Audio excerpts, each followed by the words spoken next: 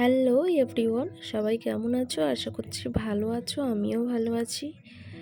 তো চলো আজ তোমাদের সঙ্গে আমি একটা মিনি ব্লগ শেয়ার করি। তো আজকের দিনটা মনে নেই আমার, দিনটা কী ছিল আমি ভুলে গেছি। তো হঠাৎ করে মনে হলো সন্ধ্যের পর, সন্ধে না ঠিক 9টারও পর, রাত 9টার পর মনে হলো একটু কিছু করা যাক। আসলে সুমন বাড়িতে ছিল না, তো বাড়ি ফিরছিল রাতে, এসে খাবে না ভাত।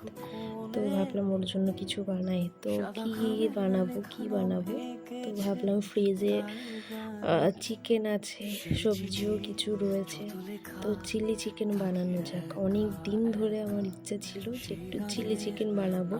এই ফার্স্ট টাইম আমি বানিয়েছি।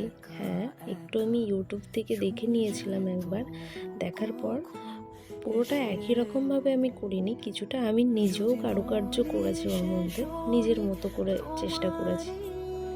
তারপর এখানে দেখো স্টেপ বাই স্টেপ আমি তোমাদেরকে দেখানোর চেষ্টা করছিলাম। আমি অত ভালো রাঁধুনি নই, না অত কিছু আমি জানি না, তো তবুও যেইগুলো করে থাকি মোটামুটি সবাই ভালোই বলে, খারাপ কেউ বলে না দেখেছি। তো যাই হোক, আজকে আমি তোমাদের সঙ্গে শেয়ার করব চিলি চিকেন। সাধারণত এরকম ভিডিও আমি খুব একটা আপলোড করি না, তোমরা জানোই যে আমি আমার মেহেন্দি মেকআপের ভিডিওই বেশিরভাগ আমি আপলোড করে থাকি। তো আজকে কি মনে হলো যে একটা ভিডিও শ্যুট করা যাক, যার জন্য করলাম, এই আর কি। তো এখানে দেখো না, আমি এখানে কড়াইটা না একটু পুড়িয়ে ফেলেছিলাম আজকে পকোড়াটা ভাজতে গিয়ে। যাই হোক, তারপরে আমি একে একে সব সবজিগুলো দিয়ে দিলাম। সবজিগুলো দেওয়ার পর পকোড়াগুলোও দিয়ে দিলাম, দিয়ে ওর মধ্যে আমি ওই 3 রকম সস একটা গুলে নিয়েছিলাম আর কি, জল দিয়ে ভালো করে, সেটাই আমি দিয়ে দিয়েছিলাম। দেখো এক এক করে স্টেপ দেওয়াই রয়েছে। তো আজকে আমি তোমাদেরকে রিভিউটা শেয়ার করব। তো আজকের ভিডিওটা তোমাদের কেমন লাগলো অবশ্যই আমাকে জানিও।